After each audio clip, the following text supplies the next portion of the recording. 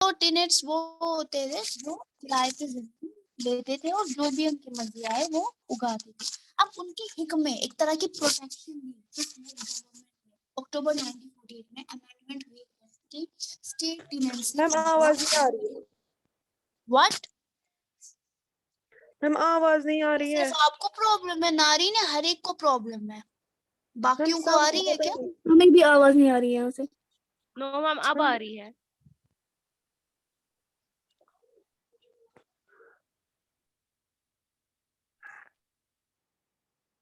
Network का issue होगा। सो टेनेंस act जो 1924 में ऑलरेडी बनाया गया था, तो उसकी अमेंडमेंट हुई। अमेंडमेंट कब हुई, चेंज कब किया वो? 1948 में।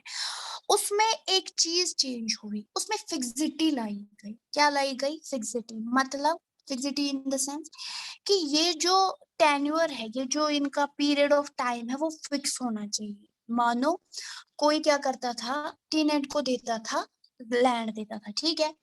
अब उसको पहले नहीं बोला जाता था कि कितने टाइम के लिए तुम्हें किराए पे ले सकते हो, तो वो लैंडलॉर्ड कभी भी आता था, वो ओनर, और उससे वो लैंड ले जाता था। कभी क्या हो जाता था, उस बेचारे की फसल तैयार होती थी, अब बस हार्वेस्ट होने की देर होती थी, लेकिन उससे वो लैंड छीन लिया जाता था। तो उसमें पहले फिक्सड किया गया कि नहीं, इसको ये जो पीरियड ऑफ टाइम है, इसको ये लिखित में होना चाहिए कि कितने टाइम तक तुम ये जमीन जोत सकते हो, ठीक है। सेकेंड थिंग, उसमें जो टैक्स लगेगा, ठीक है, वो भी मैक्सिमम जो रेंट होगा वो भी फिक्स्ड ही होगा, अकॉर्डिंग टू कि इसकी फसल कैसी हुई, ठीक है। क्योंकि तब क्या होता था, तब ये हो जाता था कि बहुत सारे लोग जो है वो पॉवर्टी स्ट्राइकन थे, यानी कि लोगों के दरमियान जो उनका जो कारोबार था, कुछ भी नहीं चलता था, सबकी नजर अपने एग्रीकल्चर पर्पसेस पे ही हुआ करती थी। तो लोग क्या करते थे, लोग जमीन किराए पे लेते थे, यहाँ से वो किराया भी देते थे, यहाँ से वो टैक्स भी देते थे। तो लोगों के ऊपर कर्जे बहुत बढ़ गए। उस चीज से भी पीछा छोड़ने के लिए गवर्नमेंट ने एक एक्ट जारी किया, distress debtors relief act of 1950, ठीक है। ताकि जो ये मतलब जूझ रहे कर्ज से, उन्हें वो बर्डन फील ना हो, यानी एक बोर्ड कंसलेशन लाई गई, एक मेंबर्स रखे गए और कुछ डिस्ट्रिक्ट्स इसमें इन्वॉल्व किए गए, जिसमें एक एक बोर्ड मेंबर होता था, ठीक है। तो उस बोर्ड मतलब ये लोग करते क्या थे, वहां पे ये लोग सर्वे करते थे कि किसका कितना कर्जा है, कहाँ पे ज्यादा कर्जा है और वजह क्या है, और उस वजह को इरेडिकेट करने की कोशिश की जाती थी। लाइक अगर एग्रीकल्चर में कोई गड़बड़ है तो नई नई पॉलिसीज लाई जाती थी। अगर आर्टिसंस में कोई गड़बड़ है, कोई भी करता है, कोई सिलाई बुनाई करता है और वो कर्जे में फिर भी है, तो देखा जाता था कि प्रॉब्लम है क्या और उसी को टैकल करने की कोशिश करते थे, ठीक है। देन एक और चीज 1950 में लॉ पास की गई, एबॉलिशन ऑफ एस्टेट्स, यानी कि जो बड़े बड़े लैंडलॉर्ड्स है, बिग लैंडेड एस्टेट, जो बड़े बड़े प्रॉपर्टीज है, प्रॉपर्टी किसी और की है, टिलर कोई और नहीं, टिलर मीन जो जमीन को यूज कर रहा है, ठीक है। तो एक बहुत बड़ा ट्रांसफॉर्मेशन किया गया, बोला गया कि ये जो लैंड ओनर्स है, जो एक्स प्रॉपर्टेटर है, यानी जो पहले जिसकी जमीन हुआ करती थी, अब कोई जनरेशन से जमीन को यूज कर रहा है, लेकिन अभी तक इसके पास जमीन नहीं है, तो वो मतलब ऑफिशियली उसके नाम पे की गई थी, ठीक है। वो जमीन ऑफिशियली उसके नाम पे की गई, जो जनरेशन जमीन को यूज कर रहा है और प्रॉपर्टी किसी और के नाम पे, ठीक है। यहाँ पे क्या किया गया है, यहाँ पे पेजेंट के राइट को प्रिजर्व करने की कोशिश की गई, और इस एक्ट को मैग्ना कार्टा भी कहा जाता है। ये बेसिकली एक डॉक्यूमेंट था, ठीक है, ब्रिटिश डॉक्यूमेंट था, जिसके अंदर इस तरह के राइट्स मेंशन है, तो इस एक्ट को इसका नाम भी दिया जाता है, ठीक है। देन ये जो मतलब एक्ट लाया गया, तो इससे बहुत सारे जो किसान थे जिनके पास अपनी जमीन नहीं थी, अब उनके पास अपनी जमीनें भी थी, ठीक है। एंड ये जो ट्रांसफर थे लैंड ओनर से लेकर लैंड ओनर्स तक, तो ये इनको पूरी ओनरशिप दी गई, और लगभग लगभग देखा गया, सर्वे किया गया कि अगर एक लैंड प्रॉपर्टीटर जो है, जो जिसके पास 182 कनाल या जिसको हम 22 एकड़ भी कहते हैं, तो उसकी वो जो प्रॉपर्टी होती थी, तो उस में हिस्सा किया जाता था। देखा जाता था कि ये तो सीधी सी बात है कि 22 एकड़ तो वो टिल्ट नहीं किया करता हो, तो देखा जाता था कि इसने टिल्ट के लिए किसको दिया है, ठीक है? तो वो जो लैंड होता था वो उसी के नाम पे किया जाता था। देन इम्पैक्ट, इसका इम्पैक्ट क्या रहा? लैंड रिफॉर्म्स का इम्पैक्ट रहा क्या? क्या इससे अच्छी चीजें हुई या नेगेटिव चीजें हुई, ठीक है? तो ये जो इम्पैक्ट लैंड रिफॉर्म्स का जो इम्पैक्ट पड़ा, कहीं ना कहीं पॉजिटिव भी था, क्योंकि इसके जो मतलब बेजान प्रिविलेज, यानी कि जो लैंड ओनर्स होते थे वो बिना बात के हक जमाते थे, मेहनत वगैरह नहीं करते थे, मेहनत कोई और करता था, तो इसके जो प्रिविलेज होते थे लैंड ओनर्स के वो एंड अप करते थे। और ये जो पेजेंट होता था इसको कॉन्फिडेंस में लिया, इसको लैंड का ओनर बना दिया गया, ठीक है? तो जैसे कि जम्मू एंड कश्मीर में मिड 1950s में एक इकोनॉमिस्ट या हिस्टोरियन जिसे कहते हैं डैनियल कॉर्नर, तो उन्होंने कुछ ऑब्जर्वेशन की। क्या ऑब्जर्वेशन की? कि इम्प्लीमेंटेशन में थोड़े बहुत डिफेक्ट्स हैं, यानी कि अगर आप रिफॉर्म ला रहे हो तो इसको इम्प्लीमेंट करना सही से आना चाहिए, तभी जाके वो आगे जाके फल देगा। ये जो लैंड रिफॉर्म्स हो रहे थे, ठीक है, तो इसमें मतलब जो ये पेजेंट्स होते थे इनमें जो डर रहता था कि हम लैंडलेस है वो खत्म, मतलब वो इरेडिकेट करना बहुत जरूरी था, ठीक है? तो एग्रीकल्चर सेटिंग जो थी स्टेट की, ठीक है, वो मतलब प्रेजेंट के लिए एनकरेज सोर्स होना चाहिए।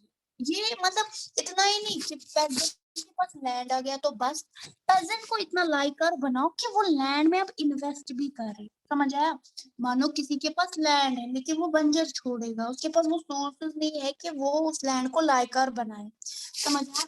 तो मैक्सिमम चीजें तो यही हो जाएगी ना कि उसके पास चीज तो है लेकिन वो उसको यूज नहीं कर पा रहा है, तो सिचुएशन ये हो जाती है, समझ आया? तो डैनियल कहते हैं कि अगर आपने इसको लैंड दिया, अब इस लैंड में वो इन्वेस्ट भी करना चाहिए, वो डायरेक्ट बेनिफिशियरी बनना चाहिए, यानी वो किसी और से उधार ना ले। तो ये लोग क्या करते थे, इनके पास लैंड होता था, ये लोग मनी लैंड से जाके पैसा उधार लेते थे, उसके बाद ये खुद एक बेनिफिशियरी नहीं बन पाता, ये खुद उसमें इन्वेस्ट नहीं कर पाते थे पैसा, क्योंकि इकोनॉमी लेवल काफी कम थी पेजेंट्स की, ठीक है? तो यहाँ पे ये चीज सॉल्व करनी बहुत जरूरी थी, फैसिलिटीज अवेलेबल होनी चाहिए ताकि इनके पास पैसा भी हो, ये बेटर हेल्थ फैसिलिटीज को एंजॉय करें, कल्चरल एडवांसमेंट आए, ठीक है? और ये जो रिफॉर्म्स है वो सिर्फ रिड्यूस नहीं करना चाहिए टैक्सेशन को, खाली नहीं सिर्फ टैक्स का ही मतलब खाली रिड्यूस नहीं करना चाहिए, बल्कि जो मतलब महाराजा के पीरियड में हुआ करता था पेजेंट्स के साथ, लोगों के साथ, वो खुल के एंजॉय नहीं कर पाते थे अपने राइट्स, वो नहीं होना चाहिए। एक तरह की जो डिस्कंटेंट, जो नाखुशी थी महाराजा के पीरियड में, वो अब डेमोक्रेसी में नहीं होनी चाहिए, समझ आया? तो लैंड रिफॉर्म तो ज्यादा उन्होंने मतलब जो लैंड ज्यादा उनके कंडीशन, उनके हालात में तो ज्यादा बदलाव नहीं ला पाया, ठीक है? तो बस डिस्ट्रीब्यूट किया इन्होंने, टिलर्स और लैंड ओनर्स के बीच में जो ये फासला था कि इनके पास लैंड है इनके पास नहीं, तो बस इन्होंने डिस्ट्रीब्यूशन की, अदरवाइज कंडीशन वैसी ही थी, ठीक है? अब यहाँ पे ये जो लैंड रिफॉर्म्स है, अब देखो मतलब लैंड उनको दिया गया जिनका वो था नहीं, लेकिन मेहनत वो करते थे, जायज तरीके से उनका ही था, लेकिन एक तरह की फिर उसमें मतलब मानो एक तरह का उतार चढ़ाव, यानी टिलर्स के बीच में और लैंड ओनर्स के बीच में, यानी लैंड ओनर्स को ये लगा कि वो बैठे बैठे उनके मालिक बन गए उनके लैंड के, जो वो डिजर्व नहीं करते थे, ठीक है? और सेकेंड थिंग, शेख मोहम्मद अब्दुल्ला के लिए ये तब बहुत बड़ा प्लस पॉइंट बन गया, लोगों ने उनको बहुत सपोर्ट किया और लोगों का एवरलास्टिंग सपोर्ट उन्हें मिला, ठीक है?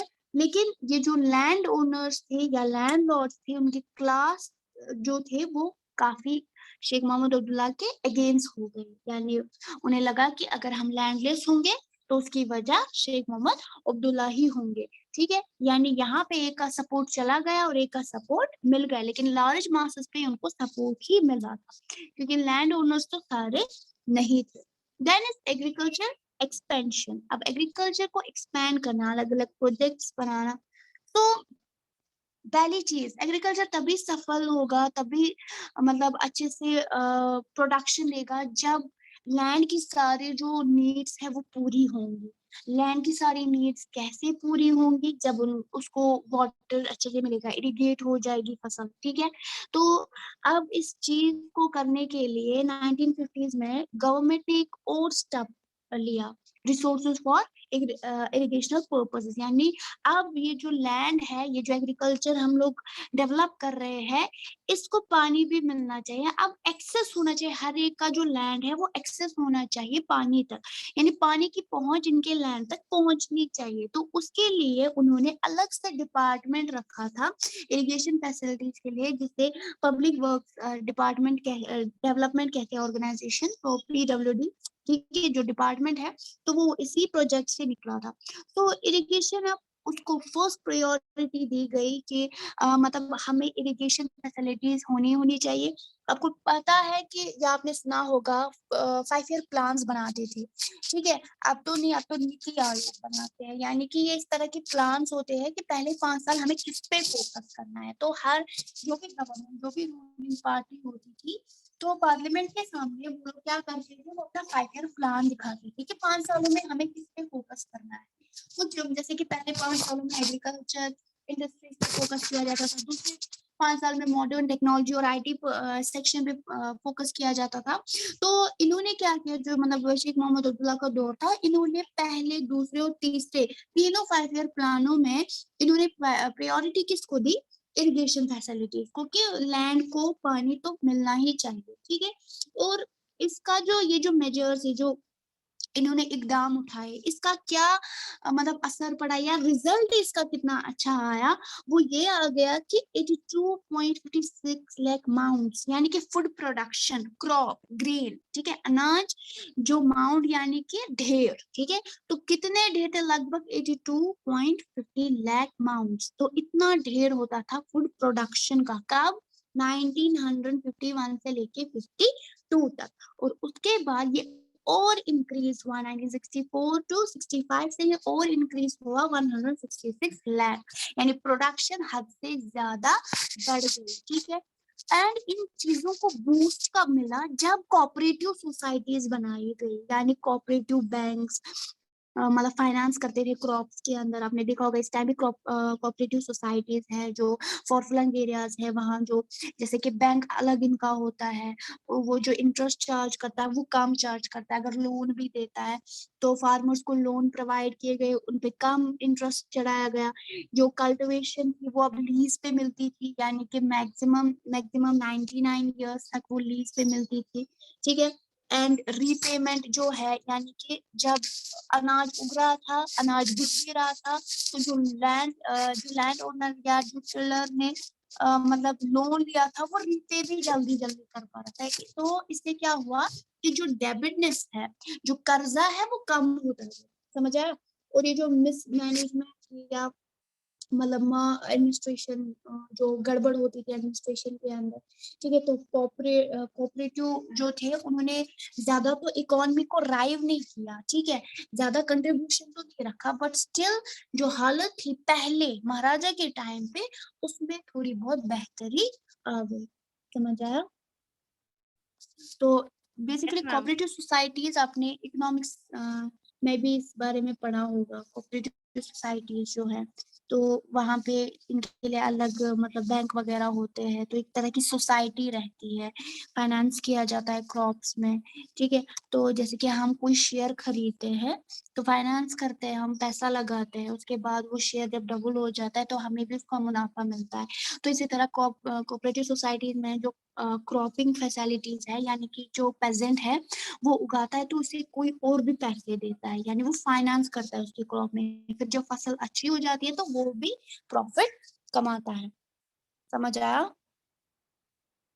Yes, ma'am. मैम अगर आपको समझ आया, आप लास्ट पे आए थे।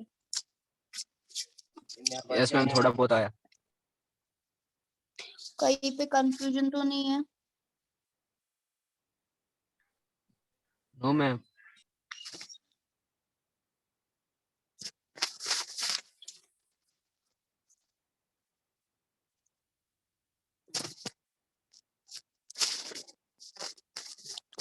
तो ये आपका जो टॉपिक में कवर हो गया एरा ऑफ कोऑपरेटिव्स तक, ठीक है। तो नेक्स्ट जो रिफॉर्म है वो हम पढ़ेंगे state building policy major highlights, ठीक है।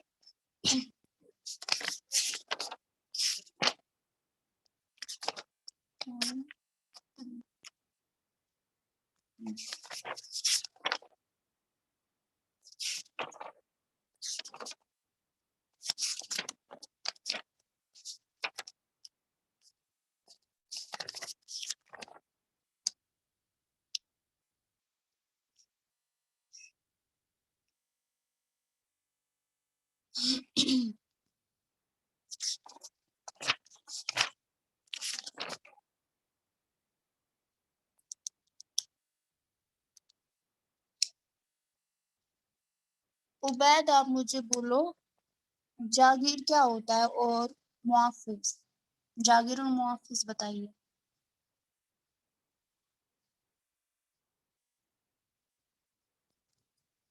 Ubaid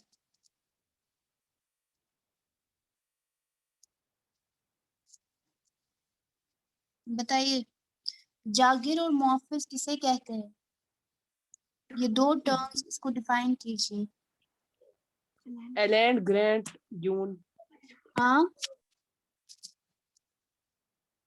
A land grant given by state to an individual in lieu मुझे of डेफिनेशन प्लीज, वो तो बुक पे भी है, मतलब समझाओ मुझे।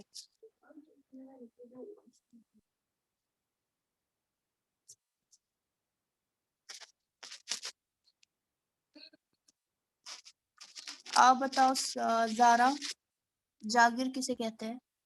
यस मैम, जागीर एक ऐसा लैंड दिया जाता है किसी एक इंडिविजुअल को, किसी एक मतलब एक पर्सन को, कि अगर उसने गवर्नमेंट के लिए कुछ काम किया होता है तो उसके बदले में ये उसको लैंड दिया जाता है। और इस लैंड में क्या होता है कि जिसको ये दिया जाता है, जिस इंडिविजुअल को ये दिया जाता है, उसके पास ये ऐसा मतलब हक होता है, राइट होता है उसके पास, कि जो भी इस लैंड पे रेवेन्यू आएगा वो उसको खुद के लिए रख सके।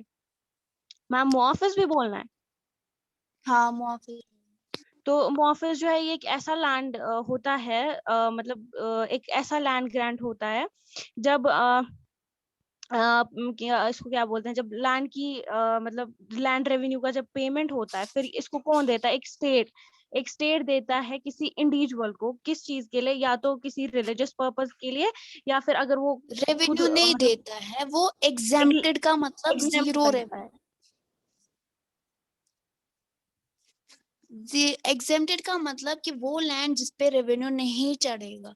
तो उसमें कुछ रिलीजियस प्लेसेस भी है, जैसे मस्जिदों पे जिस जमीन पे वो मस्जिद है उस पे उसको कोई रेवेन्यू नहीं चढ़ेगा, और कोई कुछ रेवेन्यू नहीं इंडिविजुअल देना पड़ेगा। जिनको ये लैंड दिया गया था। ओके,